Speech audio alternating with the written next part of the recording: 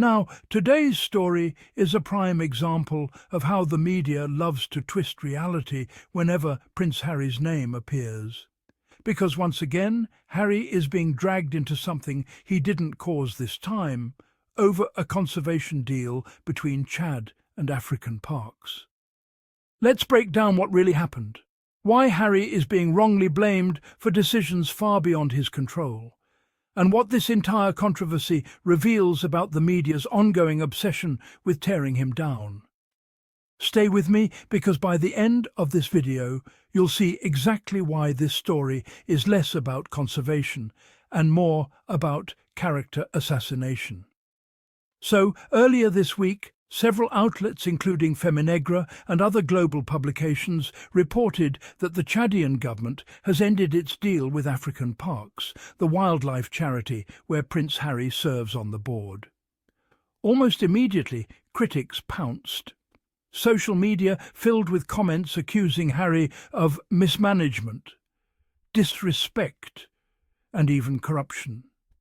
Twitter exploded. Comment sections were flooded. And the tabloids, they had a field day. But here's the catch. None of these accusations have been verified.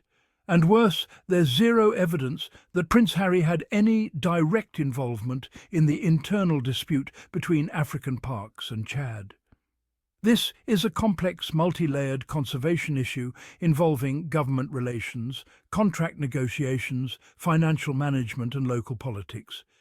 Yet, somehow, the world's media decided to make it about Harry, not the organization's operational team, not the government officials, not the actual decision-makers, just Harry. And if that doesn't tell you everything about how the media operates when it comes to the Duke of Sussex, I don't know what will. Let's get something straight. Prince Harry joined African Parks in 2016, and his role has always been focused on advocacy, fundraising, and promoting conservation awareness, not running day-to-day operations. He's a board member, not the CEO, not the CFO, not the on-ground project manager. This is an organization that manages 22 national parks across the continent, spanning millions of acres in countries like Malawi, Rwanda, Benin, and yes, Chad. African Parks has helped rebuild ecosystems, reduce poaching, and revive endangered species populations across Africa. In Chad's Zakama National Park specifically, elephant numbers actually rose dramatically under African Park's care, from just 450 elephants in 2010 to over 550 by 2019. And that's not all. Poaching incidents dropped significantly. Tourism revenue increased. Local communities benefited from jobs and infrastructure. Those are real results, the kind of success stories conservationists dream of.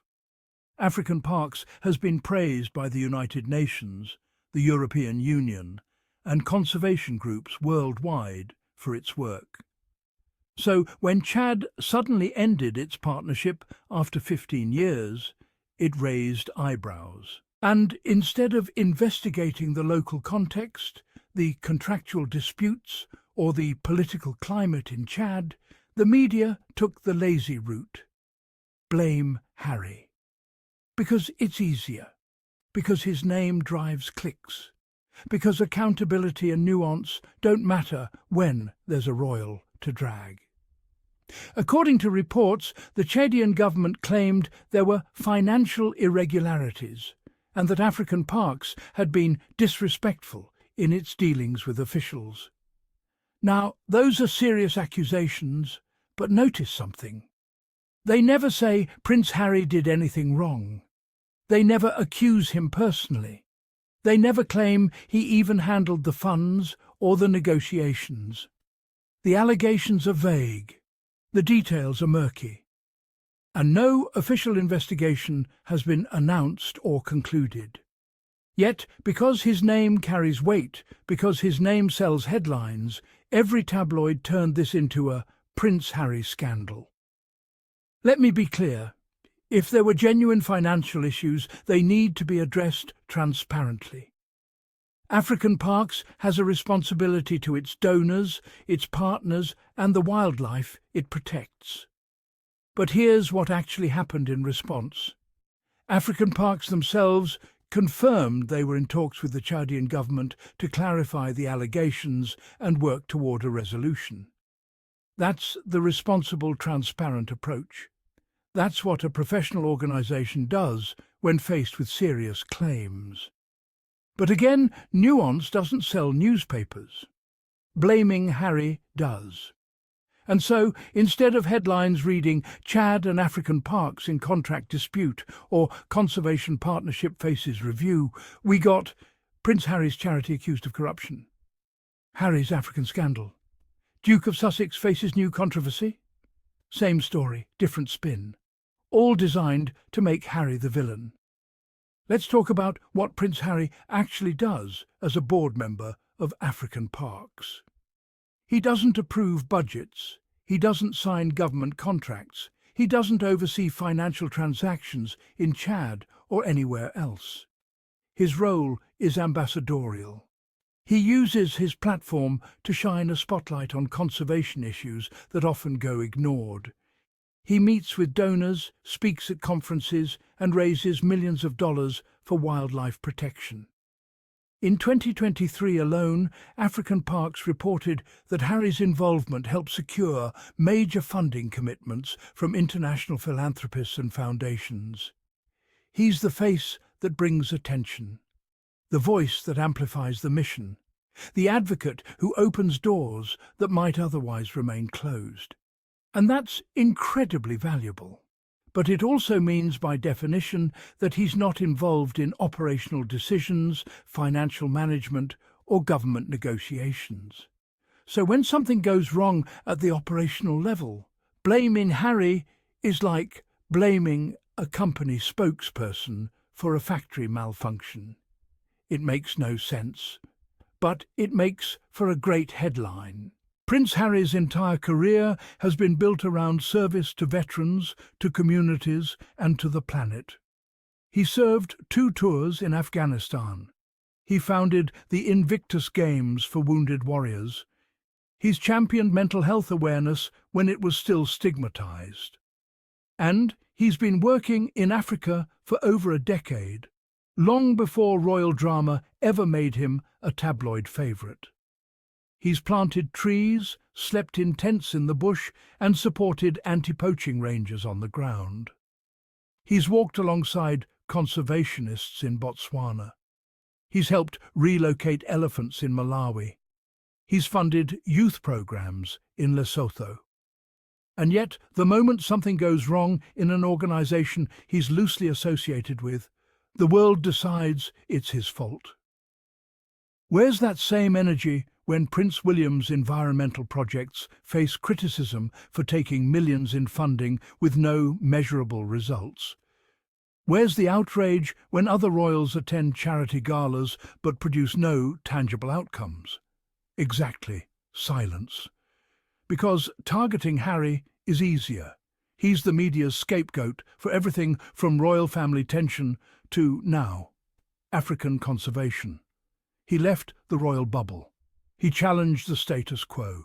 He married a biracial American actress. He spoke out about press abuse. And for that, he will never be forgiven by certain corners of the media.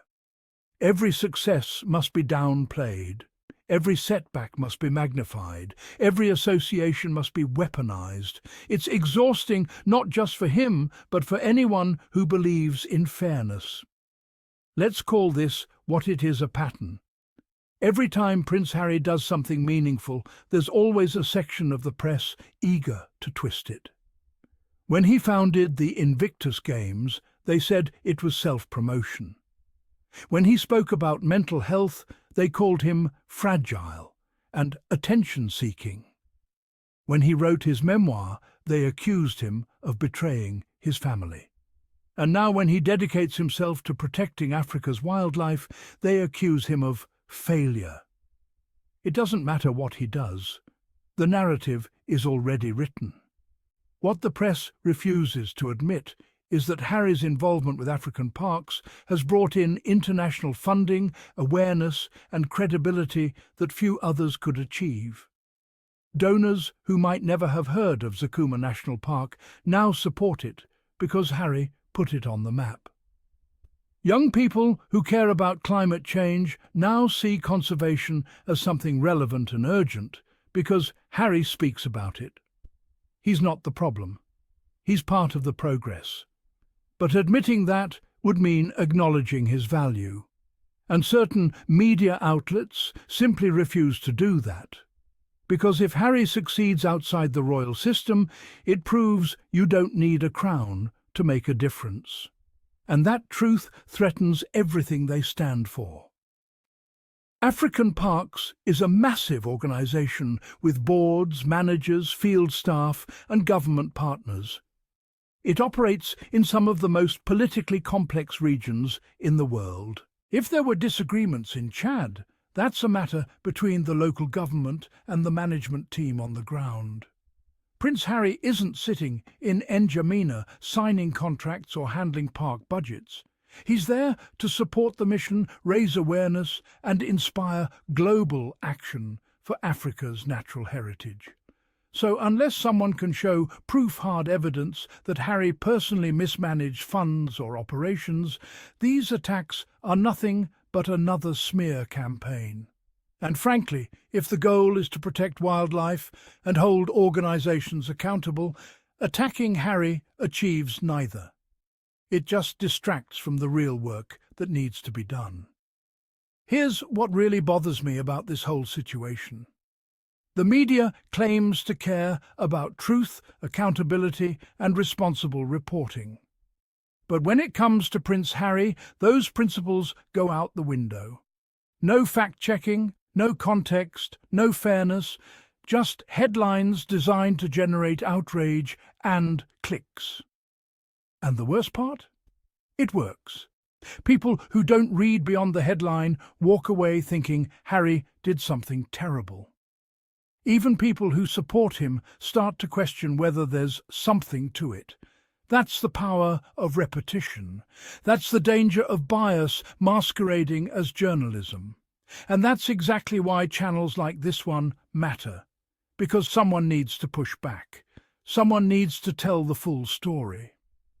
Prince Harry represents something powerful: independence, conscience and compassion that rattles the establishment. He's proof that you can walk away from the royal system and still make a difference. He's proof that titles and palaces aren't required to serve others. And that's exactly why he's targeted. Every success of his every act of service reminds people that you don't need a palace to lead. You don't need a crown to care.